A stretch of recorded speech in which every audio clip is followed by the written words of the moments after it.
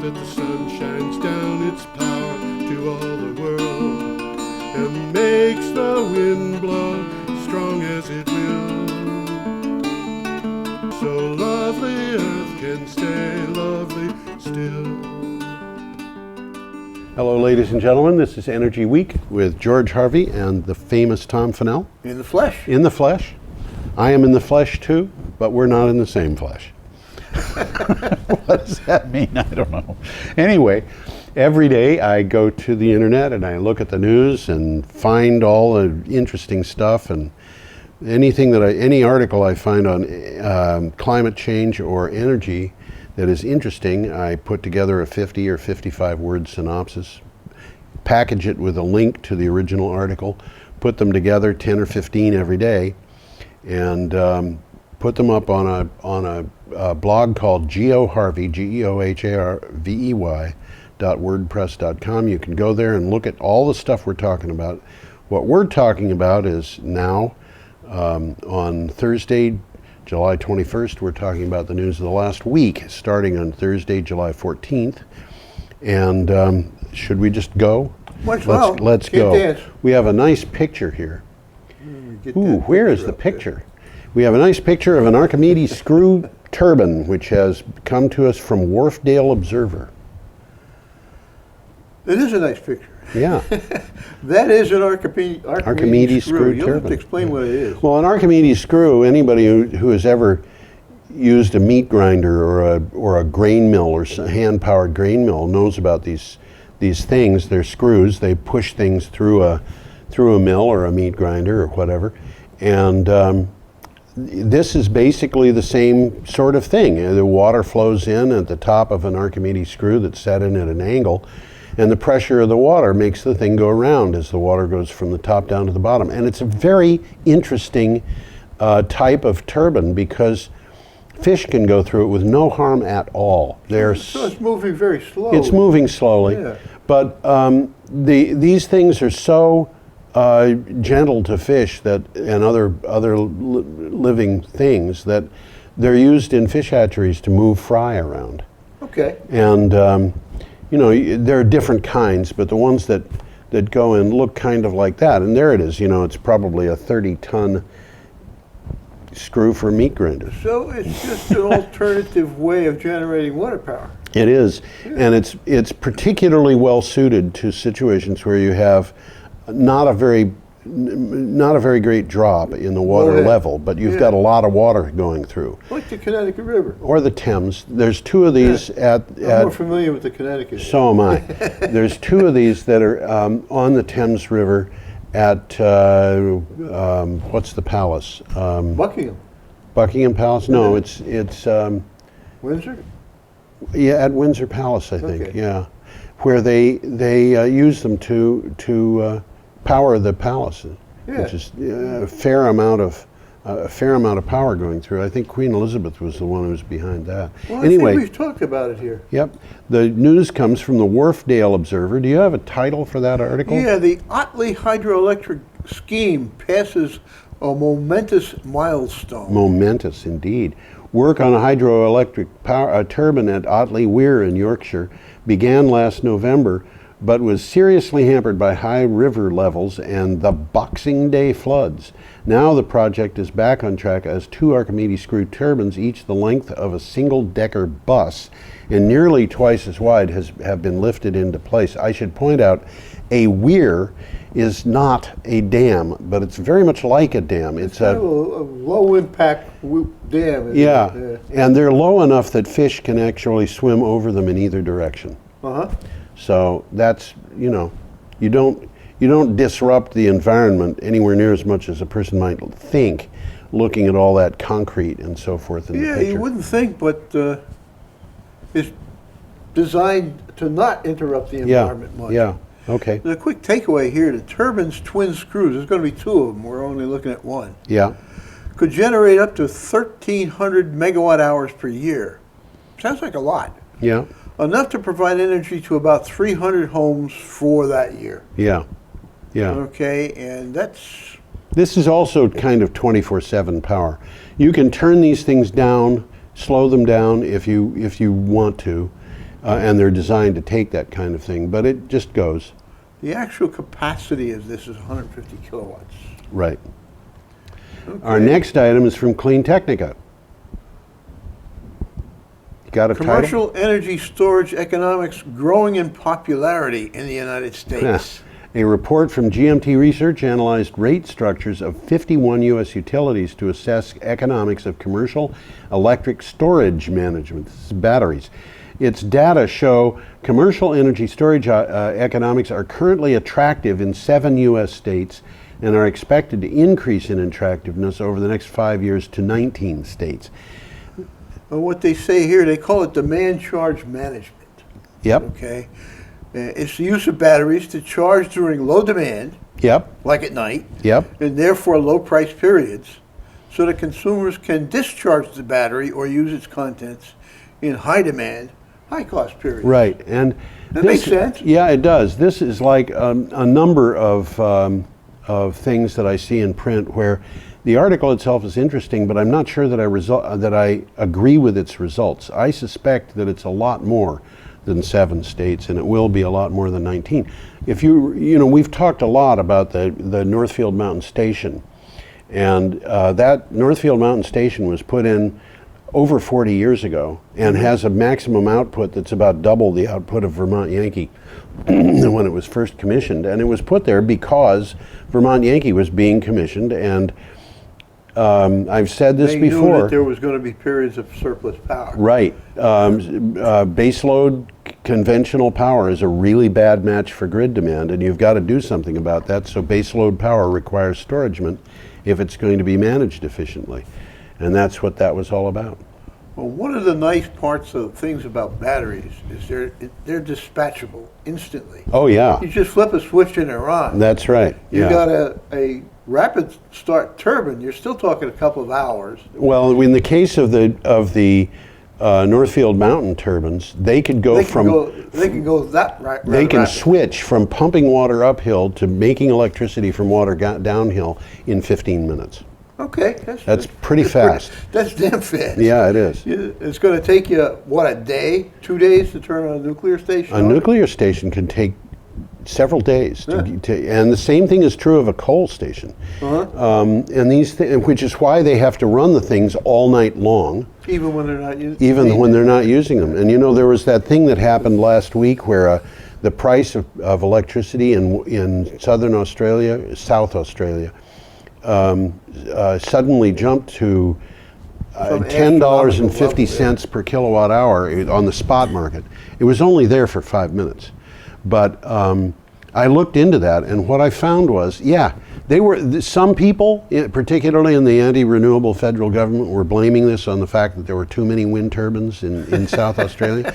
The big jumps of that type. We're going to be talking about that later on. Big jumps of that type have happened before in Australia. Yeah. They happened in Queensland, which doesn't have a lot of renewable power, and they happened when there was basically no renewable power, and they had jumps from almost exactly the same high to lows of negative $1,000 per megawatt hour. Negative $1 per kilowatt hour. Okay. Yeah. So you're paying somebody to take the power. And the reason is partly because those baseload power plants just have to make power. They don't have a choice. Wind turbines, at least you can furl them, and they'll shut down in a pretty short order. Anyway, our next item is from CNews Renewables. A new bill proposes tax credits for U.S. energy storage projects. There you go. We're back to storage. A bipartisan Senate bill aims to establish investment tax credits for various types of energy storage in commercial applications and for residential battery storage. For commercial energy storage applications of at least 5 kilowatt hours, the bill proposes the same incentives as currently available for solar, and that includes the decline over the next 5 years.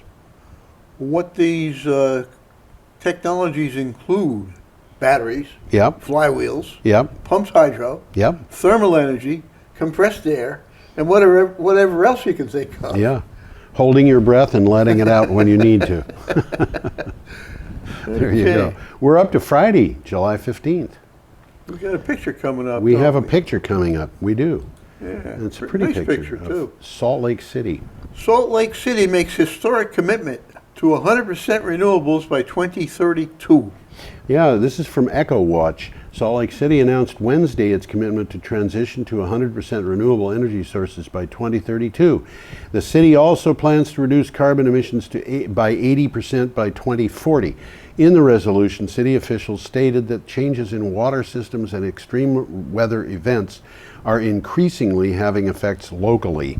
And of course, what they're referring to, among other things, is that horrible drought they've been having for years out Well, in west. this particular case, the resolution acknowledges the scientific consensus that climate change is occurring. Yeah. Okay, and it's driven by the burning of fossil fuels. And if anybody who thinks that's not true should really look into it.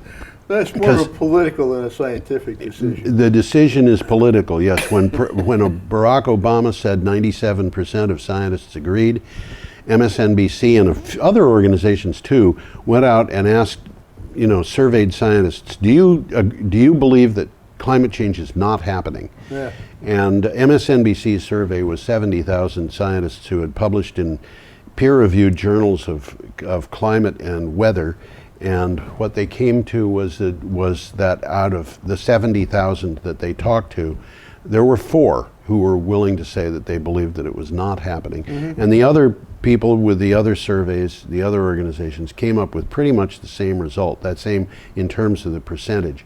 So we're looking at, I don't know how to compare that. If you go to mathematicians and say, is it true that 1 + 1 = 2?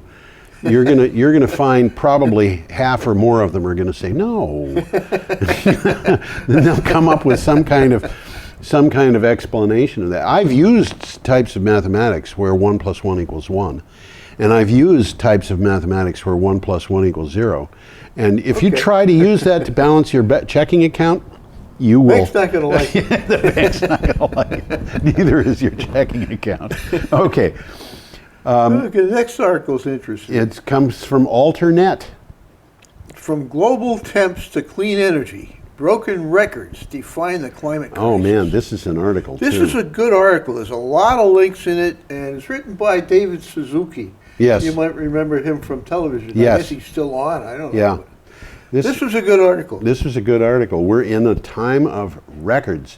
More renewable energy came on stream in 2015 than ever, 147 gigawatts, equal to Africa's entire generating capacity. The entire capacity of Africa is about equal to What came on stream worldwide in renewable energy in that 1 year. Our other records are broken, but the good records the question is, are the good records enough to help us deal with the bad records? Well, a quick takeaway here, it says global average temperatures are hitting record highs. They sure are. But so is renewable energy. Yes. And the one unfortunate thing is that the timeline of climate change is such that when carbon goes into the atmosphere, it takes time to heat the atmosphere up. So if we cut all carbon emissions out right now, all methane emissions, the climate will continue to heat up for 20 years. Is it a 20-year lag? Or more. Or more. And, if you think about, when I was a kid, we ran around across the river from Brattleboro here in bare feet and shorts in the meadows and the woods, never worried about a tick. There weren't any ticks. There were no ticks. My kids, when they were little, ticks started to appear, but Lyme disease hadn't got here yet.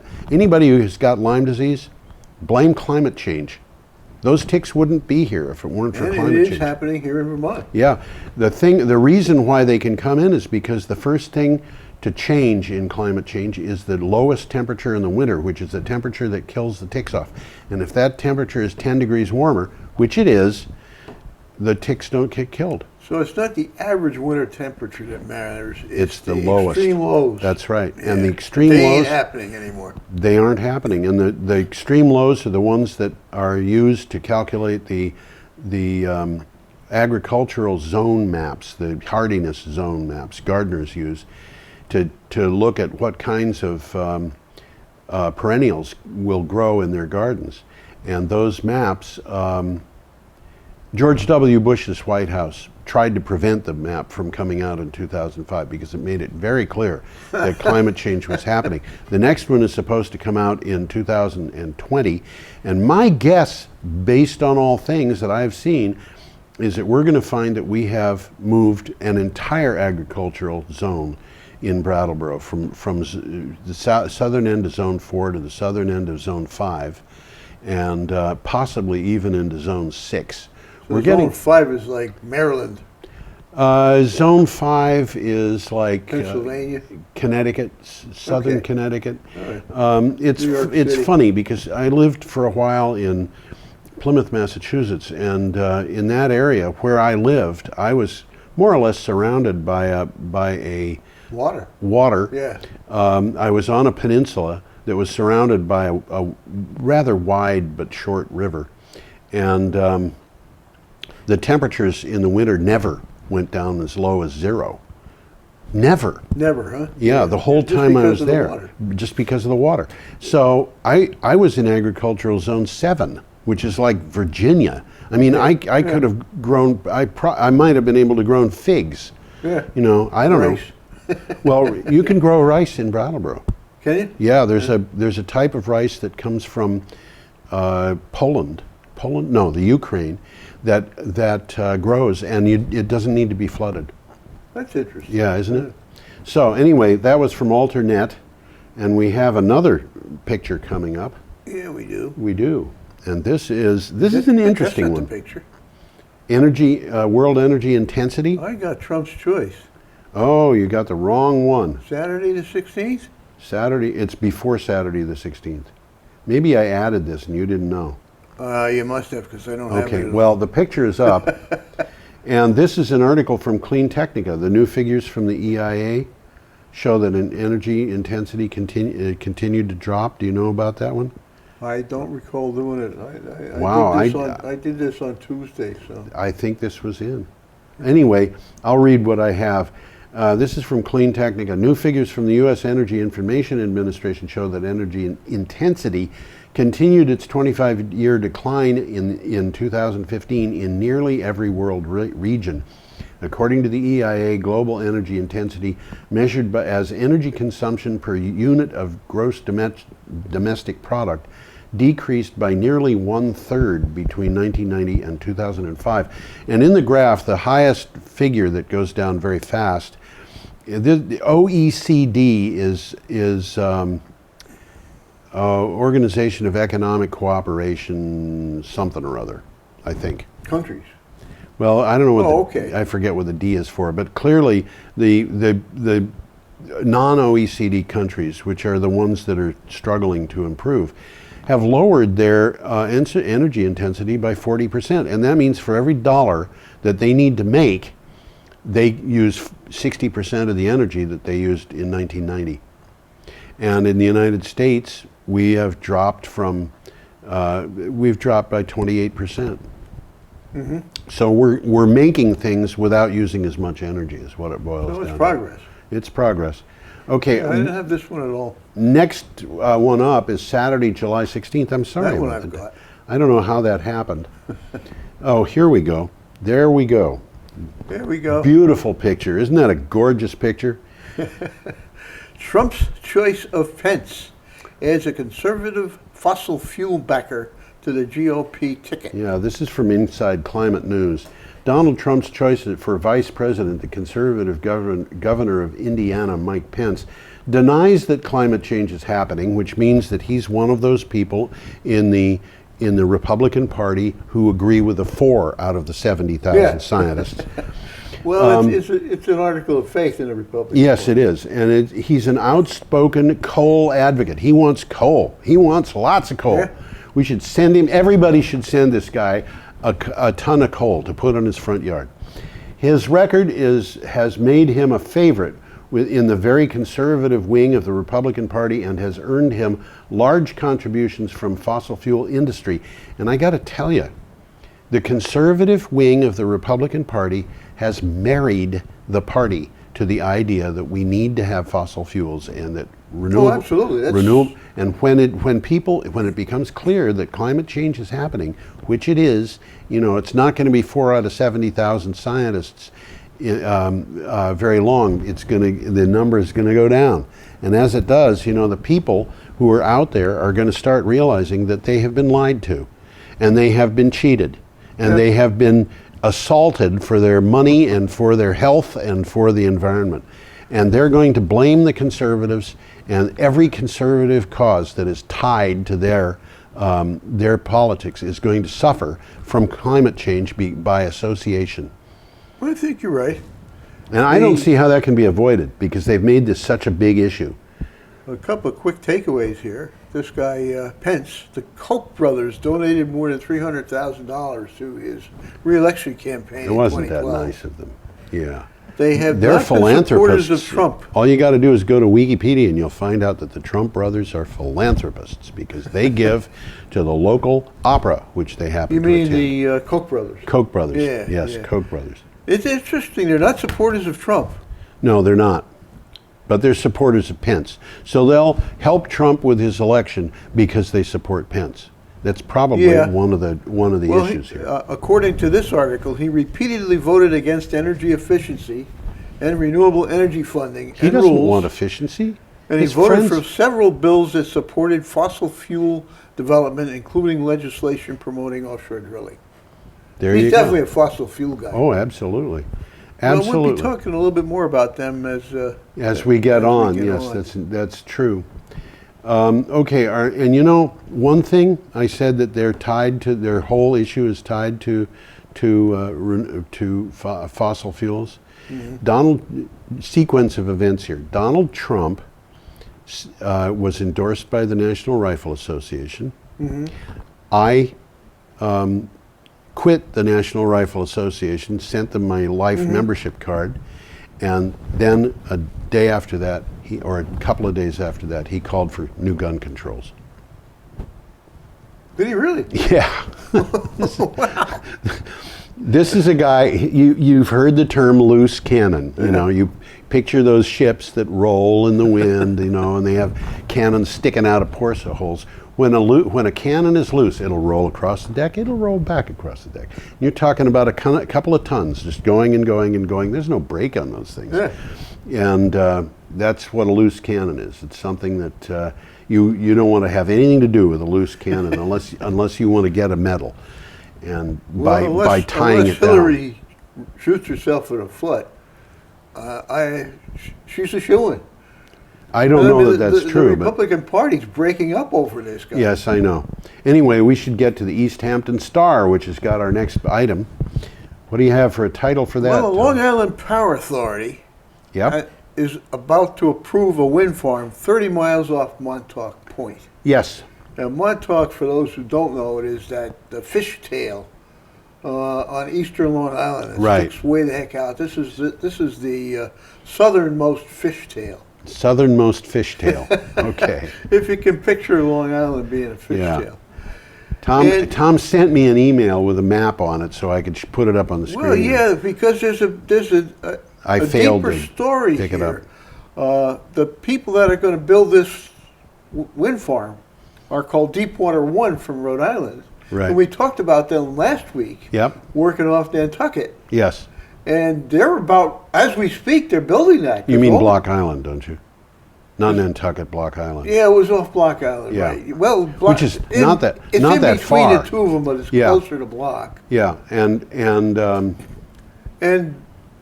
all the components are in place. for Block Island. Yeah, Yeah, they're there. They may be operating by the fall. They're talking about having it operating in August, and it's going to drive prices for electric power on Block Island down by about 40%. Well, they've been using diesel. I mean, yeah, it's been costing them, what, $50 a kilowatt hour or something I don't like know. that? It's been 50, it's been up to 54 cents per kilowatt hour. 54 cents. Yeah. And we pay, what, 15 cents? I pay 19. 19. Yeah, I you pay got cow 19. power. I have cow power. It's one my biggest luxury in life is buying cow I'm power. sorry I don't have that map because it really shows this whole area. Yeah, I'm sorry And too. in It was my 10 failure. years, that's going to be full of wind turbines. Well, I think it probably will And this be. deep water wind's going to build them all. Well, one of the things that people should understand about wind power is, first of all, the capacity factor of wind power has offshore wind power is getting up to 60%, which means that it's getting to be about as high in its capacity factor as natural gas plants are very often. And the next thing is the power from these things is inexpensive. Not as inexpensive as natural gas now, but possibly as inexpensive as natural gas will be in some time in the future, probably because the price of natural gas will go up. There's no question about it. And the third thing is, if you need electric power and you need it quick, once you've got the licensing and so forth done, these plants go up very, very fast. They will go up at another turbine every day, if that's what's intended. If you've got a big one. Well, we've talked about some of these Yeah. where they're putting up exactly that one a day. One a day. And the turbines can be 3-4 megawatts, so you can put They can be a lot bigger of even than power. that. Bigger than that. You can put a lot of power up very, very fast. And that's one of the reasons there's so much opposition to it. There's opposition because people are frightened by fearmongers, and honestly, I think that's exactly what it is. There's fearmongers. They go about trying to scare people into helping them get their way. But the other thing is, and this is easier to point to, this is very destructive to fossil fuel organizations which don't want to lose their market. Oh, absolutely. So, anyway, there it is. The Senate of the state of Massachusetts is calling for 2 gigawatts of offshore wind for Massachusetts. Okay. 2 gigawatts. That's a lot. It's a lot. It's the equivalent of, it's the equivalent of perhaps 2.5 times the size of the Vermont Yankee nuclear power plant. About it would more than replace the Pilgrim plant when it goes down. So our next one is from Vermont Biz. Coming back to home. Coming back to home. Trans-Canada Dam's purchase price is now over $1 billion. That's the asking price. That's the asking price. These are dams that the state of the legislature of the state of Vermont passed a law that would make these things make it possible for Vermont to buy them several years ago at half that price. At half that price. And they were for sale at half that price, and there was one person who prevented the state of Vermont from owning this facility that now they want double the price for. And that one person happened to be a governor of the state who said that he didn't believe in state ownership of industrial stuff because that's communism. That's a polite way of repeating what it was he said. Well, I was trying to be as polite as possible. Well, what he said we cannot repeat here on the show.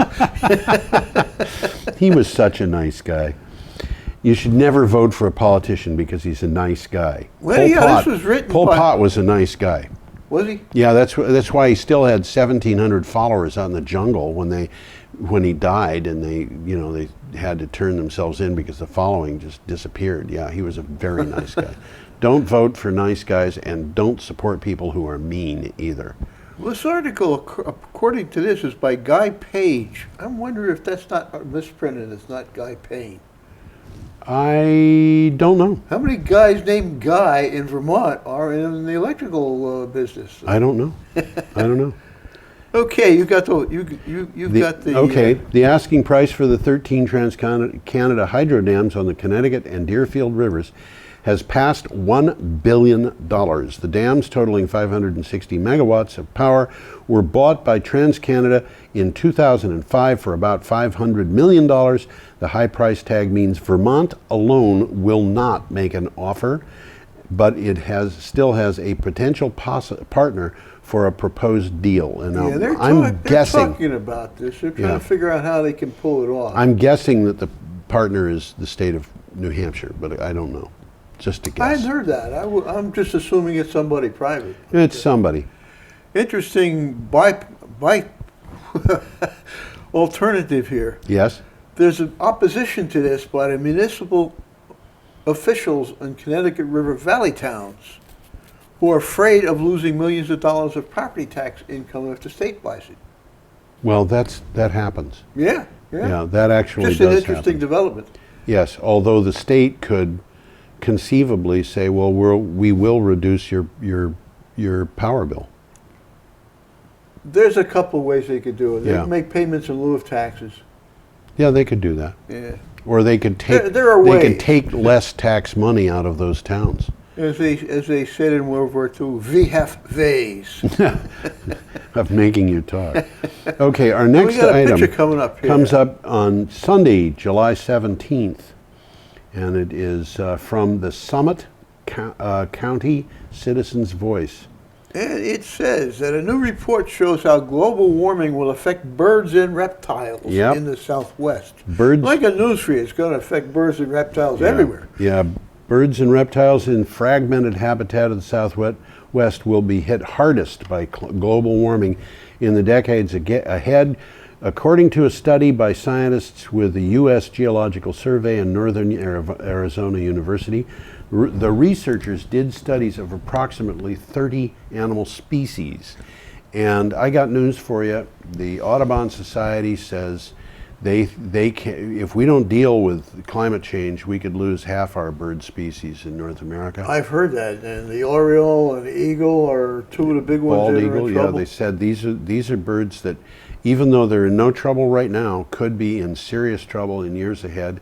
And you know that it's believable because the World Wildlife Fund says we could lose 30 to 70% of all animal species. The Royal Society for Protection of Birds says that we've lost 70% of our bird populations worldwide. Seabird populations since 1960.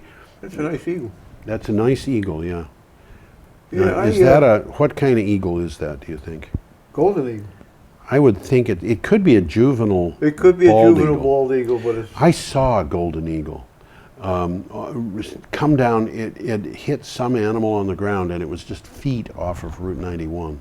I had two of them fly in front of my car. Oh, really? On Route 142 Yeah. in Vernon. I had They flew into the woods and then they flew out again. I had a bald eagle when I lived in New Hampshire. I lived at the top of a hill, and I had a bald eagle climb the hill. You know, flying at about 10, 15 feet higher than the tops of the utility poles. Oh, yeah, And it just, and I had a road that went straight down the hill, and here was this thing coming up the hill. How about And it that? flew across the meadow, and it flew over a woods road that we had, and it disappeared from sight. And my son and I stood there looking at where that eagle had gone. And after about a minute, this absolutely huge bird came out in the opposite direction, but it wasn't an eagle. It was a blue heron, which had been, I think, feeding in a marshy area. Because they do that. I've seen some bald eagles flying over to Connecticut, but they're at a distance. Yeah, there was one on the Ishwillet River in Hinsdale or Winchester. You mean living there? Living there, Yeah. yeah. There was a nest there, and a raccoon broke in and destroyed the egg. But these two golden eagles, they were 15 feet in front of me. Oh my gosh.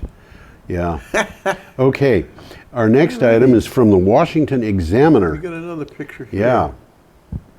Coal gets a leading role in the GOP's energy platform. Oh, about that coal. We've touched on that already. We will get to it again. Coal is looking at taking a starring role in the Republican National Convention as it gains greater support. The fossil fuel, which kills people on a more or less continuous basis, is included in a draft political platform ahead of its week's convention in Cleveland. But they don't care that it kills people. They just want to give money to the people who give money to them. The draft platform includes a sentence in support of, quote, clean coal, end quote, an edit offered by a Texas delegate. This is from the Washington Examiner. You know, there's a side issue here that wasn't covered very much in the article. Yes. And I've been thinking about this. The bill would support carbon capture technologies, Oh, goody. which strip carbon dioxide out of a power plant's natural gas, Yes. waste gas, Yes. before it comes out of the smokestack. Yes. Now, I don't know if I said it on the show or not, but I'm thinking that the investor class is looking for exactly this, because these strippers are going to be very large projects. They're going to be big projects. They cost billions of dollars. Billions of dollars. And one of the problems with them is that they cost about twice as much as they're expected to cost. If you follow the Well, that's probably things true that are, too, because everything you know. seems to these days. And then you've got all this carbon dioxide, and what are you going to do with it? Oh, You put got to it in do a hole in the something. ground. Yeah, put it in a hole in the ground so it can leak out again So later. I'm seeing, how would you say it, a second order consequence here of the big investor class who is looking at a loss of their opportunities to invest in fossil fuels, Yes, looking for something very large to invest in to replace that income. I can tell you something they can invest in. Speak. Okay, you take water. Mm-hmm. When you build a really big wind farm, and what you have is something that's going to produce electricity sometimes when you don't want it. And of course, the same is true of fossil fuel plants or nuclear plants. You've got electricity you don't want. That's why this cost of electricity goes down so much at So night. you get spare electricity floating You've got around. spare electricity. Sometimes they will pay you to use the electricity. You use it to hydrolyze water to make hydrogen. Yeah. You store the Store the hydrogen. hydrogen. If your storage is full, instead of hydrolyzing the hydrogen to make water to make hydrogen, you use that electricity to take the hydrogen and make it into ammonia using atmospheric nitrogen, which is just all around us. Now you've got ammonia. Nitrogen's free, isn't it? That is a product that you can sell, and if you really Cars will want run to, on it. yeah, cars will run on it. And if you really want to, you can use the nitrogen in an internal combustion engine where you burn it to make electricity. And the products of combustion are water and nitrogen. And nitrogen is 80% of our atmosphere, so the atmosphere is never going to But notice didn't that. we start out with too much electricity in the first place? Yeah, except that when you use it to make electricity, you're making it when there isn't When they enough. want it. That's yeah, right. yeah. So, There's you know. a lot of twists and turns to this. you Oh, know. there's a whole bunch of things you can do. We're up to Monday, January 18th, and we've got an article from Renews. I got a picture coming up here too. There it is. Well, the article says Siemens eyes Cuban cocktail. There you go. Siemens has signed a cooperation agreement with the Cuban utility Union Electrica to modernize the country's energy infrastructure and boost renewables. The German company and the state-owned utility will pursue projects and services for power generation, transmission and distribution, renewable energy, and automation. And now we're getting to a point where you and I, Tom, can go down to Cuba and watch it all happen and not have a black mark on our passport as a result. That's Well, I've from been Renews. down there and I don't have the black mark, but How and they did knew you- I was going down there, so Yeah, well, there was a time when it was would have cost- illegal. But There was a time when it would have caused a lot of trouble. yeah, you're absolutely right. Okay, our next item is from Energy Matters, and it's an opinion piece. The truth about Australia's soaring electricity prices. You know, this is really galling. They had Yeah. those prices that went up to $10.50 a kilowatt hour for 5 minutes. You know, Yeah, right. I It mean, was this is only a short-term this is thing. like a vertical line on the graph, and all of a sudden, the federal government, which is profoundly anti-renewable, is responding to a complaint by BHP Billiton, which is a coal mining company, among other things, and a failing steel company. Where they're saying, well, we might shut down operations in South Australia because it costs so much for power. I got news for you. Their operations in that state are already in trouble. They don't need to have power prices to close down. And they just, you know, anyway, it was picked up by the federal government that says we want to take control over these things and prevent the states from doing what they want. Okay. Wind and solar has been blamed for South Australia's high power prices. Just because it is often repeated doesn't make it true. That's not true. Yeah, the spikes in electric costs have been around since before the first solar panel or wind turbine was installed. Well, the article goes into that, and it says that the spikes were caused by heavy reliance on expensive gas power plants, Yeah, and only a small number of companies generating that gas power. Okay, so they're expensive, and they're owned by very few. yeah. And they're probably well-placed people. And when one of them goes down, the power price spikes. Goes up. You know, and the thing that pulled them out of these high prices, guess what it was? It was wind power. Oh, Yeah, but dear. it's politics as usual. Yep. Our next item is from the Charleston Post Courier, and I guess this is Charleston, South Carolina. It is that. And it says the Chamber of Commerce fights rate increases.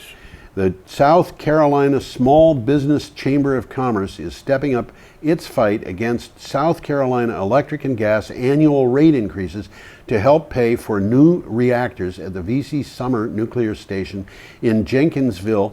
If approved, that rate increase will be the 9th related to the nuclear power plants since So this is kinda 2009. cool. We want to build a nuclear station, so we're going to raise your electric bill to pay for it. Right. That's And exactly what's happening. It is, and they have raised the rate 9 times since 2009. How long ago was 2009? It wasn't 9 years, it was less than that. Not very long And this ago. is being done in a time when nuclear power plants are going to governments and saying, we need a handout. Mm-hmm. And closing if they don't get it. Well, it's interesting here because it's the Chamber of Commerce Yep. that's fighting this. Yes, And generally they support big business. yes, they do, except this But it's isn't- the Small Business Chamber of Commerce. Exactly, yes, indeed it is. And now we're up to Tuesday, July Yeah, we got 19th, another- and we've got got another another one nice- from The Ecologist. Another picture here. It's a nice picture. That's a Yeah. nice picture. That picture, by the way, is not in the area that we're talking about. But go ahead, Tom. Offshore wind powers ahead as prices drop 30% below nuclear. Wow, a building boom is underway offshore in Europe with hundreds of turbines being installed. With low oil prices, this building might not seem to make much economic sense. But with falling prices for offshore wind power, the cost of electricity from offshore wind is almost 30% cheaper than new nuclear. And that wind farm, by the way, is in Vietnam. So it's not it really? European. Yeah, it is. Wow. Nevertheless, this is an article from The Ecologist, and the cost of offshore wind. We talked about this last week, where Dong Energy had come up with an offshore wind project, and they were It was like 9 cents. it was 8.7 or something like that. something yeah. like that. It was very in fact it was just over $80 per megawatt hour, so it was just over 8 cents, and at that price, nuclear can't compete. That's interesting. Much to the surprise of the nuclear advocates, the electricity they put on the grid is usually 10 cents or higher. So this, Well, as it says here, it puts offshore wind in the same cost range as conventional power generation. yes, offshore wind. Offshore And wind, yeah. onshore wind is It's cheaper. significantly cheaper. So here we've got anyway, we go on to CNN, and CNN has this for us. Tom? This is kind of scary. Yep. Well, we've talked about this. Yep. Fracking wells we didn't talk specifically about this. did we? No, we didn't. Fracking wells themselves may increase asthma attacks. Scientists have found yet another issue with fracking. Asthma scientists are 1.5 to 4 times more likely to have asthma attacks if they live near bigger or larger number of unconventional natural gas development wells, according to a study published by the Journal of American Medical Association Internal Medicine. Well, a conventional well is where they drill a hole in the ground. Right. An unconventional well is where they do something down there Yep. to increase the flow of gas. Something like fracking. unconventional, like fracking. And what they're saying is that the material that comes out in the air is causing people to have asthma attacks. This article doesn't really say they know why it's happening. Yeah. They're blaming it in part on, what did I say? Stress and air pollution. Stress and air Stress, pollution. yeah. So people are getting stressed by the activities to frack wells. Yep. And as we've already just talked, the pollution has a big effect. Pollution has an effect. Which is logical, I mean, really. Yeah. Our next item is from Renew Economy, and we're back to Australia. The world's biggest solar plus storage projects are planned for Australia. Australian infrastructure investor Lion Group says it plans to build the world's biggest solar plus storage project in South Australia. We're back to South Australia. in 2 years and sees a huge future for combined solar and battery storage plants. The first project in South Australia includes 100 megawatts of solar PVs and 40 megawatts of storage. Interesting, for about 100 years, South Australia was a penal colony. Yes. Yeah. Yeah. Well, that's all loaded with Irish today. They were causing problems for the Brits, so they sent them down to South Australia. Yeah, well, the Brits were, the Irish were not the only people who belonged in a penal colony. But nevertheless, this is the cost of solar is going down, the cost of storage is going down. It's logical that you'd wind up having a combination like that. Well, again, I mentioned this earlier. One of the biggest reasons driving this is dispatchable power. Yes. You can turn it on and off with a switch. Yeah, and one of the things that's beautiful about a storage battery is that you can get a response time on there that is so short that it is within a single motion of the sine wave that goes 60 times a second. Cycle. Yeah, single Within a cycle. Yeah. You can believe that, sure. You know, well within that. So if you have any kind of a drain on the power system that you need to provide power for, you throw a switch, and if the power recovers, then you take the battery offline, and this we're in a position where we can get much more reliable power than we ever had before. Well, the bottom line in this article is there is going to be a burst of activity now. Yes. In large-scale solar plus storage. And the people who are going to suffer from this are not the fossil fuels industry, but that portion of the fossil fuels industry that has been resisting the most. Okay. Okay. Okay. The next item we've got, this is from Wednesday, July 20th, and it comes from The Ecologist. Dirtier than coal. Let's get this picture up. Yeah. Dirtier than coal. Burning forests for green energy. And there's a picture of what's going on. Yep. The Ecologist. And you can drive through North South Carolina and see stuff like that right off the That highway. happens to be in Oregon, but it's the same thing. It's American forests are being cut down, so Europeans who claim that forest biomass is renewable can burn it as renewable, and the people in the South who are cutting these forests don't necessarily practice sustainable forestry, which means they're clear cutting. Yeah, and they're farming trees is what they're doing. Yeah, except they're doing it without much regard to the forest. These are not normal natural forests. As you can see, they're all the same street. That's true. They're plantations. That is a point, Tom. The UK imports millions of tons of American wood pellets every year to be burned in power stations for, quote, climate-friendly, end quote, electricity. But the practice is devastating forests, and the UK's government's own research shows that it is worse for the climate than the coal it replaces, as forests that offset carbon emissions are being destroyed. And well, the article here says that the UK government study showed that the use of whole trees from new harvesting in U.S. forests can be up to 4 times more polluting than coal, even 40 years after it has been burned. wow. The activities of cutting these trees, putting them into pellets, shipping them over to Europe, Yeah. is 4 times more polluting. It's very destructive. Than Which is not to say that people shouldn't use wood pellets. There are ways of getting wood pellets that are not all that bad.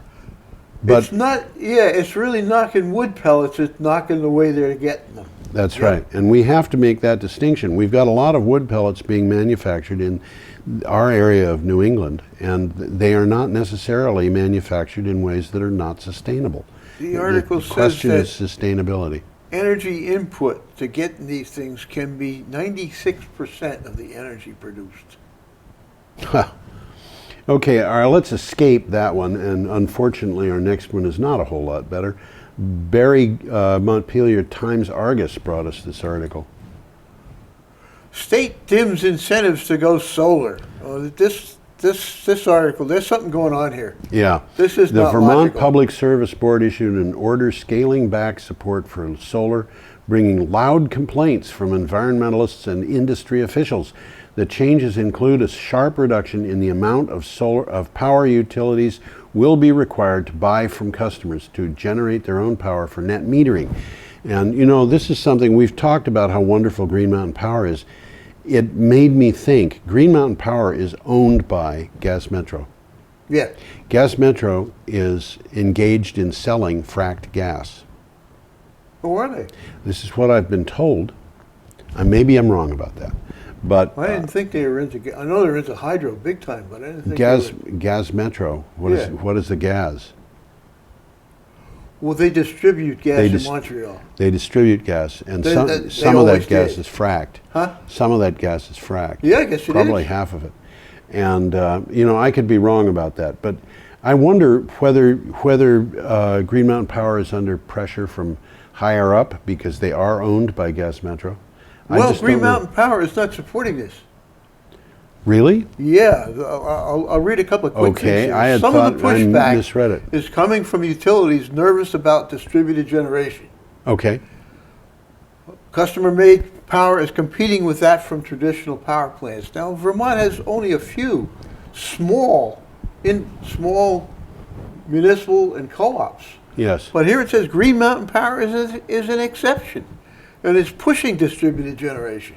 Okay, you have heartened me a great deal. I missed that in the article, and I had got emails complaining about Green Mountain Power and just assumed that they are correct. And for the benefit of a certain landlady I have who always complains that I say things that I should modify with the statements. This is what I've been told. You're right. I should be more careful. Reading this thing and I'm saying this is political. Yeah, Green Mountain Power is producing and selling what, 80-90% of the power produced in the state? almost 80%. Yeah. Their competition is all a bunch of small municipals and co-ops. I But can't those- imagine they have much power to get the state to do something like this. Well, the small, yeah, I can understand that. Those, I don't think they're competition for Green Mountain Power. I mean, they've got their There really territory isn't. carved out. I don't know what's going on here. This does not make sense. And one of the things The only way it makes sense to me is it's political. well, I have to find out what's going on here. And I noticed that Margaret Cheney, who is very much in favor of renewable power, is on the board. One of the three members that did Who this. is? Margaret Cheney. Oh, I know her. Yeah. Yeah. And she's on that board, and I'm thinking I should call her and find Yeah, out. One of the beauties of Vermont is that if you want to know somebody in the legislature or in the government, you call them up and say, you know, my name is Joe Schmo, and I would like to make your acquaintance. And the result of that is, you know, I think the governor of Vermont. Certainly I know him, and I'm pretty sure he knows me by name. We don't. I bet he does. We don't see Especially each other some of the very things often. that you said to him. I told him, don't ever be a nice guy. Politicians, nice guys don't cross. He's talking in town, I think, today. Is he? Yeah. Okay, good for him. Today or tomorrow. Okay. Well, okay. Republicans, let's see, Deutsche take Welle. this picture We're up up to here. Deutsche Welle, and we are up to a thing about the Republican Party platform. What do we The got? Republican platform aims to dismantle U.S. environment and climate laws. Yeah, you see the platform right in that picture. The platform is the top part of that cloud. And that's what they're putting everything on, is the top part, and they're hoping it won't collapse. Their final Republican platform would pull the United States out of the International Climate Accord, open national forests for logging, and declare coal a, quote, clean energy resource, end quote. It would also end limits for carbon dioxide emissions, pull the United States out of the United Nations climate process, and end all subsidies for renewable energy.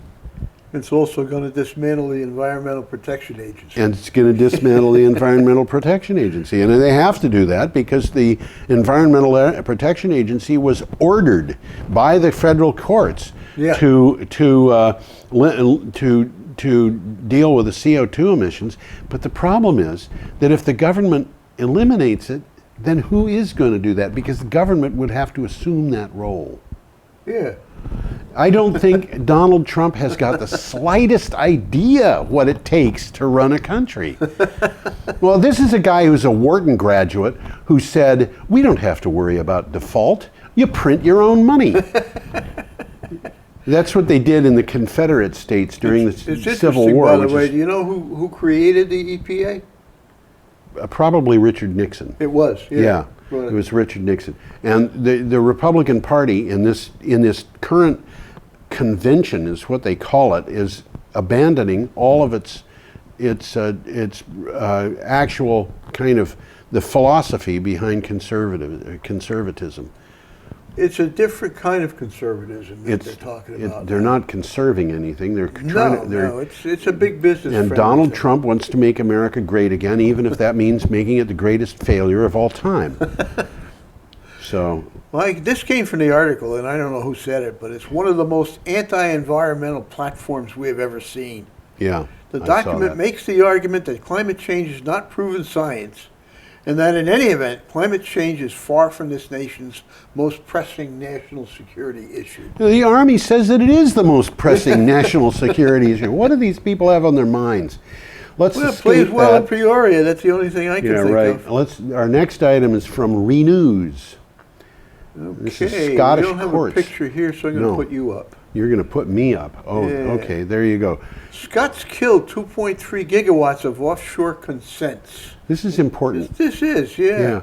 The Scottish courts have quashed planning consent for 2.3 gigawatts of offshore wind farms off the country's east coast.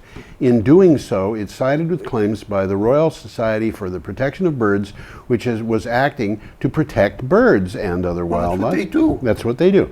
The Scottish government said it remains committed to offshore wind, and by the way, this is not the end of this issue, because they passed on all of the bird species except 2. And if they can come up with a solution for those 2, they can go back to the court and they can say, now we want consent, and they can get it. So what basically the court has said is, you got to go back to the drawing board. We're waiting to hear what you got to say. Yeah. And as you just suggested, and they'll probably come up with a good, acceptable solution and go ahead with this. Hopefully, one of the companies that was going to build one of these wind farms has said it remains committed to the wind farm.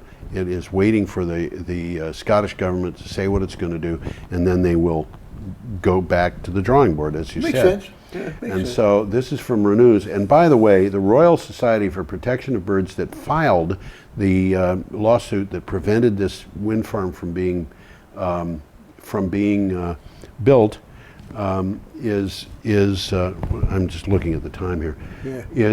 Has put up a wind turbine at its headquarters to provide itself with power. It is not opposed to wind power. It is opposed to poorly sited wind power. And they've done some interesting things with that wind turbine as far as effects on birds and bats. Absolutely. They know that the wind turbine will not kill bats because it's never running when there's bats around. Okay, our next item, This is the last item on the agenda is today. from the C News Renewables, and I should put our end credits up so that people can see them. Why don't you put up the picture of both of us, Tom, so that we can. Alrighty, I can do that. And this is from C News Renewables. What is the title on this? Obama targets 1 gigawatt for lower income of 1 gigawatt of solar for lower income homes by 2020. Obama administration. And that's not a whole hell of a lot. It's not, no. Not nationwide. It has partnered with 6 federal agencies to pursue a new climatic goal, catalytic goal. What's a catalytic goal? I don't know. They're catalyzing this. They're somebody else is going to pay for it. They're just going to help.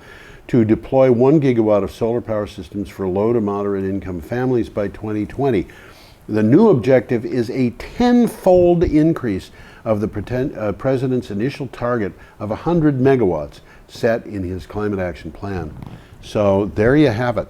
They want lots of well, from what I read here, this is all about new financing mechanisms. Right. Where are they going to get the money? Where are they going to get the money? It's not a huge amount And of it's money. technical assistance that they're looking for. Right. It's not a huge amount of money. It might be less than $2 billion. You know, That's not a huge amount of money. no, these that's days. not. No, it's not. $1 trillion is a huge amount of money, unless A unless you trillion need here, more a than that. trillion there, pretty soon you're up to some real bucks. Yeah, that's Yeah. right. Who was it who said? Except it was the billion. Yeah, it was billions, I think. There was. Yeah. It was a senator. I don't know who said that, but Yeah. yeah, Anyway, we are at the end of our rope, I guess we are. so we'll say goodbye, everybody. Goodbye, Bye. people. See you next time. I wonder how gentle rains can fall upon the land, so lovely earth can stay lovely still.